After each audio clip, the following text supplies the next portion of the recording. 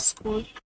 हम बात करेंगे मिस रिप्रेजेंटेशन की। मिस रिप्रेजेंटेशन मीन्स ऐसा झूठ जो इंटेंशन टू डिसीव नहीं हो, मतलब जो झूठ बोल रहा है उसको भी पता नहीं हो कि वो झूठ बोल रहा है, ठीक है, उसको भी उस फैक्ट के बारे में कोई जानकारी नहीं हो, कोई इंफॉर्मेशन नहीं हो। हमने जैसे पहले फ्रॉड में पढ़ा था कि उसमें इंटेंशन टू डिसीव होता है, पर मिस रिप्रेजेंटेशन में इंटेंशन टू डिसीव, किसी को धोखा देने का आशय नहीं होता।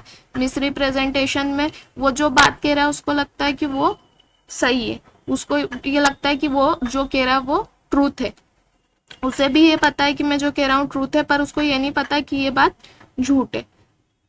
फ्रॉड में क्या था कि वो जानते हुए झूठ बोल रहा था कि ये चीज उसको पता थी और फिर जान करके वो उस फैक्ट को छुपा रहा था। पर मिस रिप्रेजेंटेशन में ऐसा नहीं होता। मिस रिप्रेजेंटेशन एंड फ्रॉड में के डिफरेंस में बहुत थीन लाइन है। मतलब आप अगर फ्रॉड को अच्छे से नहीं देखोगे, अच्छे से नहीं समझोगे, तो आपको मिस रिप्रेजेंटेशन नहीं समझ में आएगा। आपको फ्रॉड देखना होगा मिस रिप्रेजेंटेशन से पहले कि फ्रॉड में क्या क्या डिफाइन किया है, कि फ्रॉड में इंटेंशन टू डिसीव होता है, वह जानते हुए झूठ बोलता है, उसका धोखा देने का आशय होता है और वह जानते हुए झूठ बोलता है कि उसको पता है और वो फैक्ट को छिपा रहा है।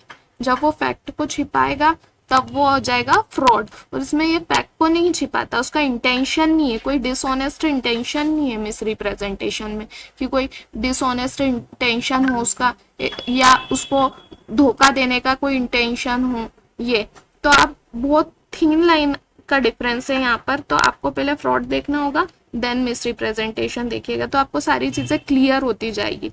क्योंकि अगर फ्रॉड ही नहीं समझ में आएगा, अगर आप इसके की पॉइंट्स थीन लाइन जो है इसके वो नहीं समझोगे, तो आप इसके डिफरेंस में आप कंफ्यूज हो जाओगे कि क्या फ्रॉड है और क्या मिस रिप्रेजेंटेशन है, ये कंफ्यूजन हो जाएगा आपको।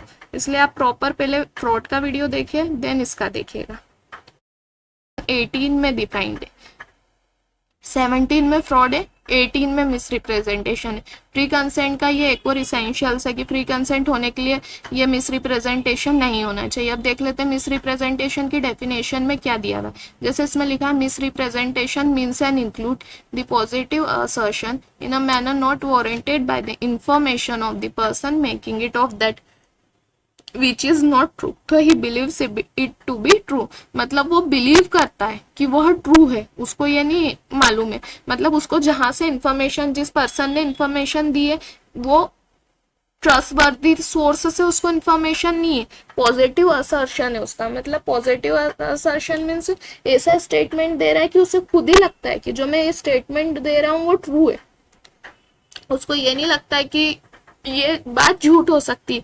ही believes it to be true, वो हिमसेल्फ ही बिलीव्स इट टू बी, जैसे डेफिनेशन में आप देख रहे हो लिखा हुआ है, तो he believes it to be true. मतलब उसके जो सोर्स ऑफ इंफॉर्मेशन है वह हियर से इंफॉर्मेशन है कि वो किसी के थ्रू बोल रहा, किसी के थ्रू सुन रहा है कि ये चीज है, तो वो चीज आपको बता रहा है, वो कंफर्म नहीं है उस बात पर, ठीक है। मिस रिप्रेजेंटेशन ये हो जाएगा। एनी ब्रीच ऑफ ड्यूटी, कोई ड्यूटी को ब्रीच करना without an intent to deceive, ऐसी ड्यूटी ब्रीच करना जिसमें इंटेंशन टू डिसीव नहीं होना चाहिए और एक पार्टी को उससे गेन होगा और अदर को लॉस होगा।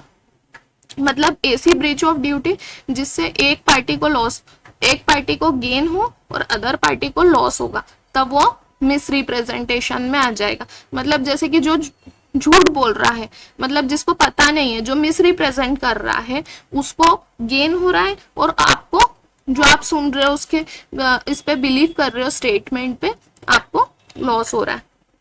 अब थर्ड क्लॉज में क्या दिया है, causing however innocently a party to an agreement to make a mistake as to the substance of the thing which is the subject matter of the agreement।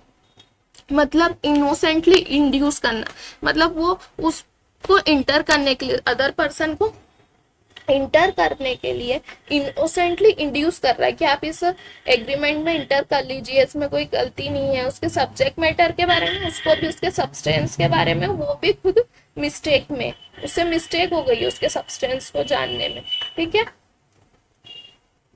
आ गया miss representation समझ में। Fraud और misrepresentation दोनों अलग अलग है, दोनों में डिफरेंस है। आप ध्यान रखिएगा कि क्या डिफरेंस आ रहा है इस बात में। उसमें इंटेंशन टू ही होता है और इसमें इंटेंशन टू डिसीव नहीं होता है। मेन एलिमेंट यही है कि उसमें इंटेंशन होता है, इसमें अनइंटेंशनली जो भी चीज हो रही है इसमें अनइंटेंशनली हो रही है। ठीक है, अब इसके एसेंशियल क्या है, पॉजिटिव असर्शन होना चाहिए। देखा अपन ने पहले इसके उसमें क्लॉज में दिया था पॉजिटिव असर्शन, मैंने आपको बताया था पॉजिटिव असर्शन क्या होता है। अब एक एग्जांपल के थ्रू अपन समझ लेते हैं कि पॉजिटिव असर्शन क्या है। जैसे ए बी को कहता है कि मेरी फैक्ट्री में 500 पाउंड का इंडिगो का प्रोडक्शन होता है, पर उसे भी नहीं पता है कि वहां पर 500 पाउंड का प्रोडक्शन होता है। उसके जो वर्कर्स है, मैनेजर है, उन्होंने कह दिया कि सर यहाँ पर 500 पाउंड का होता है प्रोडक्शन, एक एस्टिमेटेड वैल्यू बता दी उन्हें। बी वो फैक्ट्री ले लेता है, पर वहां पर रियल में 400 पाउंड इंडिगो का प्रोडक्शन होता है। तो जब उसे पता चलता है तो उस पर केस कर देता है। तो कोर्ट कहती है कि उसे भी नहीं पता था, उससे मिस रिप्रेजेंट हुआ है, पॉजिटिव असर्शन था उसका। मतलब उसको जो स्टेटमेंट दे रहा था वो ये बिलीव कर रहा था, वो हिमसेल्फ ये बिलीव कर रहा था कि ये ट्रू है। उसे जो भी सोर्सेस के थ्रू पता चला था वो ट्रस्टवर्दी सोर्सेस नहीं है, तो ये उसमें आ जाएगा मिस रिप्रेजेंटेशन में। ठीक है, अब पॉजिटिव असर्शन में डेरी वर्सेस पिक 1889 का केस है, वेरी इंपॉर्टेंट केस लॉ है। इसको फ्रॉड पर डिफाइन, इस केस में फ्रॉड को डिफाइन करा है कि फ्रॉड क्या होता है। मतलब इसमें बताया कि फ्रॉड क्या होता है कि जब वो नोइंगली जानता हो, जानते हुए झूठ बोल रहा हो, उसका इंटेंशन हो डिसीव करने का, ये सब चीजें बताइए इसमें कि वो विदाउट केयरलेसली ये कर रहा हो। तब इसने फ्रॉड को डेरी वर्सेस पिक में फ्रॉड को डिफाइन करा है और मिस रिप्रेजेंटेशन पर डिसाइड करा। ध्यान रखिएगा, अगर डिसाइड डिफाइन करे तो किस पे करा है, फ्रॉड पे, और डिसाइड करा है तो किस पे करा है, मिस रिप्रेजेंटेशन में। अभी इस केस में क्या हुआ था हम देख लेते हैं। एक कंपनी थी, वो अपने प्रोस्पेक्टस इशू करती है कि वो प्रोस्पेक्टस में लिखती है कि हमें स्पेशल एक्ट ऑफ पार्लियामेंट के थ्रू ट्रेन बाय स्ट्रीम और मैकेनिकल पावर की अथॉरिटी मिली है। उन्होंने उनके प्रोस्पेक्टस में ये डाल दिया। तो अथॉरिटी उनको कब मिलेगी, जब उनके बीओटी मतलब बोर्ड ऑफ ट्रेड ये चीज इस चीज को अप्रूवल देते। तो उन्होंने बिना अप्रूवल के, उनको लगा हमको तो अप्रूवल मिल ही जाएगा, उन्होंने बिना अप्रूवल के ये स्टेटमेंट प्रोस्पेक्टस डाल दिया। और एक पर्सन था, उसने उसके शेयर, उनकी कंपनी के शेयर खरीद लिए। बाद में उनको बीओटी से अप्रूवल नहीं मिला।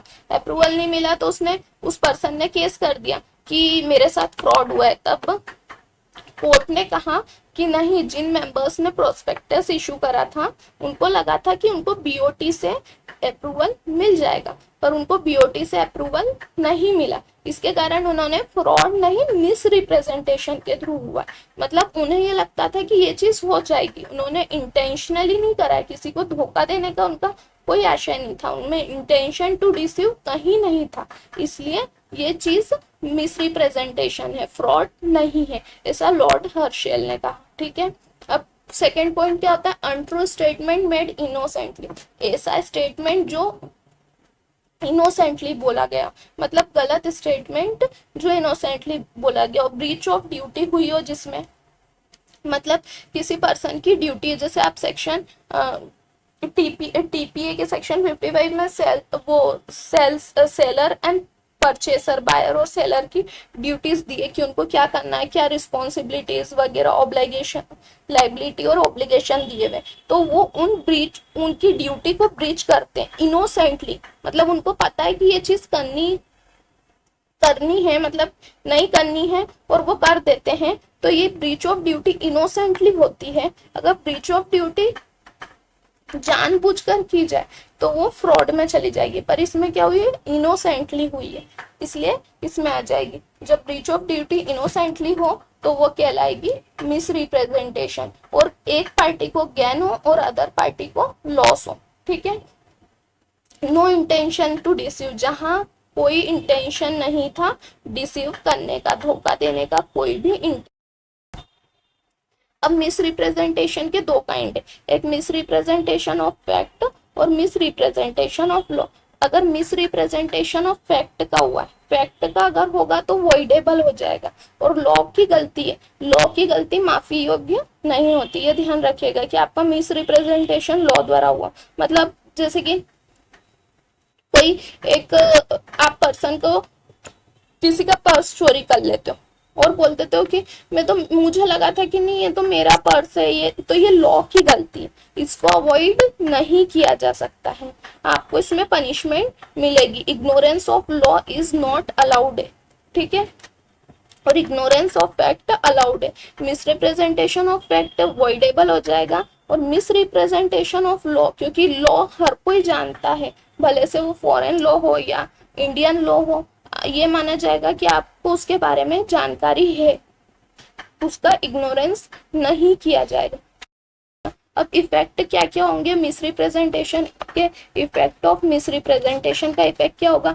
वो कॉन्ट्रैक्ट या तो रिसाइन कर दिया जाएगा रीजनेबल टाइम के अंदर, या पार्टी अवॉइड कर सकती है उस कॉन्ट्रैक्ट को, या इंसिस्ट कर सकती स्पेसिफिक परफॉर्मेंस के लिए। मतलब जैसे आपने जो चीज पहले कही थी वही चीज आपको करनी होगी। मतलब जैसे आपने जो कार कोई चीज का बोला कि ये चीज इतने किलोमीटर चलती है, वो चलती है, या आपने जो पहले प्रॉमिस करा था, जो आपको आपने पहले स्पेसिफिक परफॉर्मेंस का उसको रूल दिया था कि ये चीज ऐसी है, उसी के थ्रू आपको उसी चीज को सही करके उसका स्पेसिफिक परफॉर्मेंस करवाना होगा। या पार्टी सू कर सकती है डैमेजेस के लिए कि उसे प्रॉपर डैमेजेस दिए जाए, ठीक है। Okay, thank you. Please like, share and subscribe my channel. Okay, bye.